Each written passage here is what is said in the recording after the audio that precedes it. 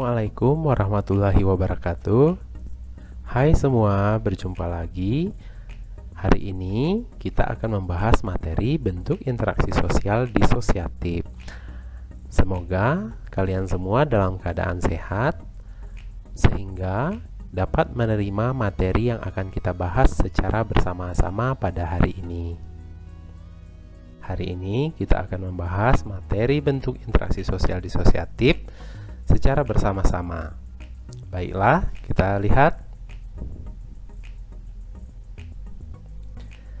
Dengan mempelajari materi ini, tujuan pembelajaran kita hari ini adalah melalui model problem-based learning, diharapkan peserta didik mampu menganalisis bentuk interaksi sosial, mempresentasikan hasil analisis bentuk-bentuk interaksi sosial disosiatif dengan rasa ingin tahu, percaya diri, kritis, dan penuh rasa tanggung jawab. Nah, sekarang coba perhatikan gambar berikut ini. Berikut ini adalah sebuah gambar di mana salah satunya itu adalah suatu pertandingan bola futsal yang dimainkan antar dua tim. Gambar yang satunya lagi adalah kegiatan aksi demo yang dilakukan masyarakat untuk menentang apa yang dia inginkan, apa yang mereka tidak setujui. Kita lihat lagi. Nah, di sini ada sebuah interaksi yang sangat menegangkan. Kemudian yang satu lagi adalah sebuah diskusi yang dilakukan di sebuah sekolah yang mengajarkan tentang bagaimana berorganisasi di dalam lingkungan sekolah. Untuk lebih lanjutnya lagi, mari kita lihat video berikut ini.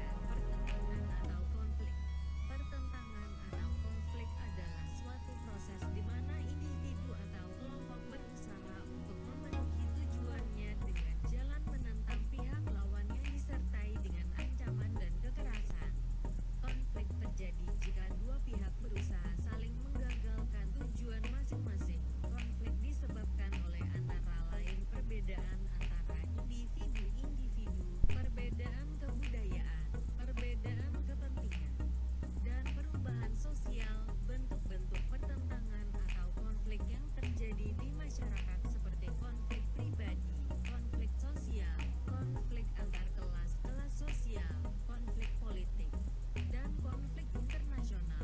Akibat konflik harta benda hancur, kebahagiaan keluarga terampas dan banyak nyawa terenggut secara paksa.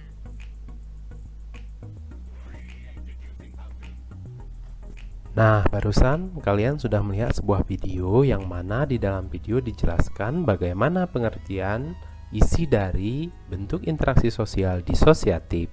Untuk mengulangnya lagi, baiklah, Bapak akan menjelaskan bentuk interaksi sosial yang bersifat disosiatif. Di sini, proses disosiatif itu disebut pula dengan proses oposisi, yang mana oposisi dapat diartikan cara yang bertentangan dengan seseorang ataupun kelompok untuk mencapai tujuan tertentu.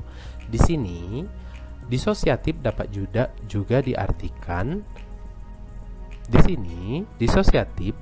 diartikan sebagai lawan kata dari asosiatif, karena memiliki tujuan yang berbeda atau bertentangan dengan asosiatif. Nah, proses-proses yang disosiatif, proses ini terjadi apabila seseorang atau orang melakukan interaksi sosial yang mengarah pada konflik dan merenggangkan solidaritas kelompok.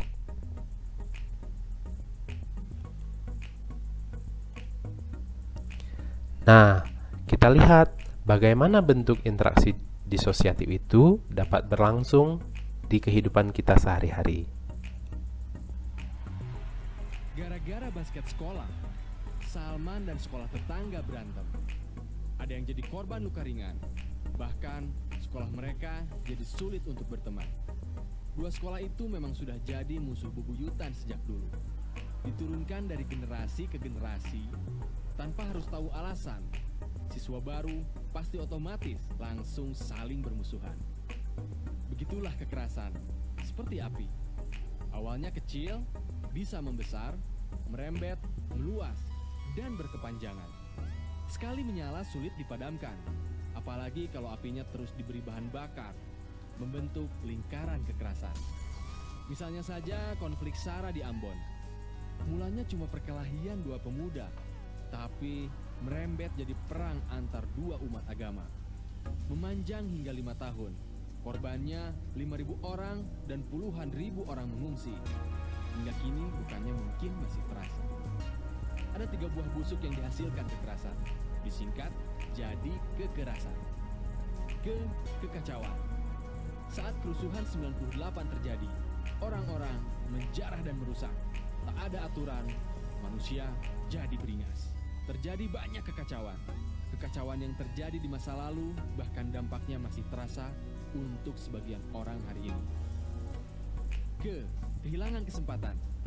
Saat poso konflik, masyarakat kehilangan kesempatan untuk membangun, mencari nafkah, sekolah, dan lain sebagainya. Kesempatan umat Islam dan Kristen yang biasanya kerjasama pun sirna. Rasa no good. Saat kekerasan terjadi, suasana mencekam, ketakutan, dan saling curiga. Hati jadi gak tenang, perasaan jadi tak senang.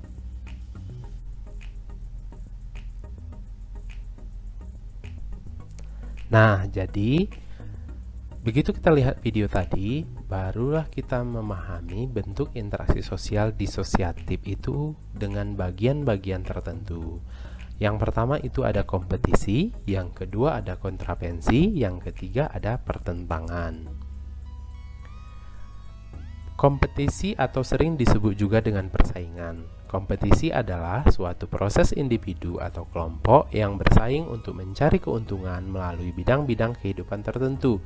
Contohnya, gelar juara, kesuksesan sebuah piala, dan hadiah. Untuk mendapatkannya, seseorang harus bersaing satu dengan yang lainnya. Di dalam persaingan ini ada 2 jenis, persaingan yang bersifat pribadi dan persaingan yang bersifat kelompok. Persaingan yang bersifat pribadi contohnya adalah saat pemilihan ketua OSIS antara calon pertama dengan calon yang kedua. Apabila persaingan bersifat kelompok, contohnya di dalam permainan sepak bola, terdiri dari 2 kelompok pemain yang dimana kedua kelompok tersebut bersaing untuk meraih juara. Berikutnya kita masuk ke dalam kontravensi. Kontravensi adalah sikap mental yang tersembunyi terhadap orang lain atau terhadap unsur-unsur kebudayaan suatu golongan tertentu. Itulah yang dikatakan dengan kontravensi. Kontravensi ini ditandai oleh gejala-gejala adanya ketidakpastian mengenai diri seseorang dan perasaan tidak suka yang disembunyikan, kebencian atau keraguan terhadap kepribadian orang lain. Bisa kita lihat contohnya sebagai berikut. OSIS di sekolahmu mempunyai suatu rencana, tetapi kelasmu kurang setuju terhadap rencana tersebut, sehingga berkembang rasa tidak suka atau benci, namun masih disembunyikan. Contoh yang kedua adalah kontravensi bisa dijumpai di dalam dunia politik. Di mata masyarakat, para politikus tampak akrab, namun terdapat sikap-sikap lain yang tersembunyi di antara mereka. Sikap tersebut dapat berubah menjadi kebencian, tetapi tidak sampai menjadi pertentangan atau pertikaian. Nah, setelah penjelasan itu, dapat kita ketahui bahwa akibat atau dampak negatif dari adanya kontravensi ini adalah dapat memberikan rasa tidak kepercayaan.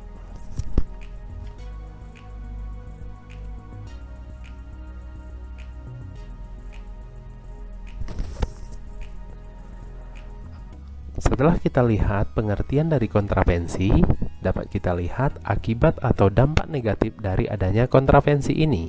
Salah satunya adalah dapat memberikan rasa tidak percaya dalam masyarakat.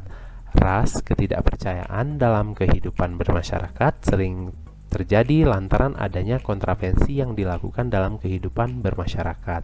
Kemudian, dampak berikutnya adalah mendorong terjadinya konflik sosial. Dampak negatif kedua dari adanya kontravensi ini adalah mendorong terjadinya bentuk konflik sosial. Yang ketiga adalah menghambat proses mobilitas masyarakat.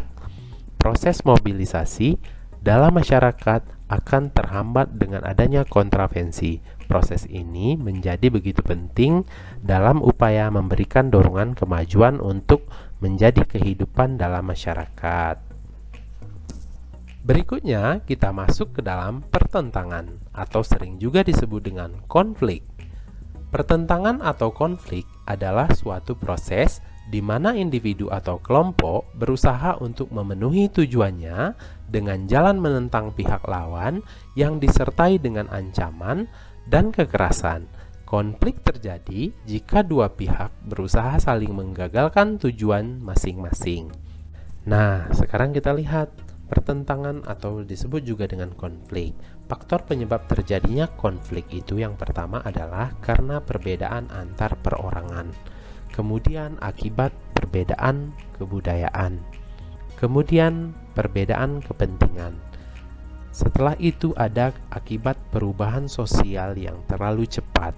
Kemudian akibat sebuah revolusi yang biasanya diawali oleh rentetan atau gelombang aksi-aksi demonstrasi yang dilakukan oleh sekelompok orang. Kemudian yang terakhir adalah bentuk-bentuk pertentangan atau konflik ini terjadi di dalam masyarakat seperti konflik pribadi, konflik sosial, konflik antar kelas-kelas sosial, konflik politik, dan konflik internasional. Akibat pertentangan konflik ini, harta benda hancur, kebahagiaan keluarga terhampas, dan banyak nyawa terenggut secara paksa. Nah, jadi itulah dampak yang terjadi di dalam kehidupan kita apabila terjadi yang namanya pertentangan atau sering disebut juga dengan konflik. Kita lihat bentuk-bentuk pertentangan atau konflik yang terjadi di dalam masyarakat. Yang pertama itu ada konflik pribadi. Yang kedua, konflik sosial. Yang ketiga, konflik antar kelas sosial. Yang keempat, konflik politik. Dan yang kelima ada konflik internasional. Nah, jadi dapat kita lihat bahwa bentuk interaksi sosial disosiatif itu banyak sekali mendapatkan kerugian yang bisa kita rasakan di dalam kehidupan kita sehari-hari. Sehingga semua yang kita lakukan tentunya harus kita pikirkan terlebih dahulu. Apa dampak positifnya? Apa dampak negatifnya? Baiklah semua, sampai di sini pertemuan kita tentang bentuk interaksi sosial disosiatif. Semoga apa yang kita bahas hari ini dapat bermanfaat untuk kita semua, sehingga kita dapat memahami apa yang ada di dalam materi ini. Untuk kelas hari ini, Bapak tutup. Assalamualaikum warahmatullahi wabarakatuh.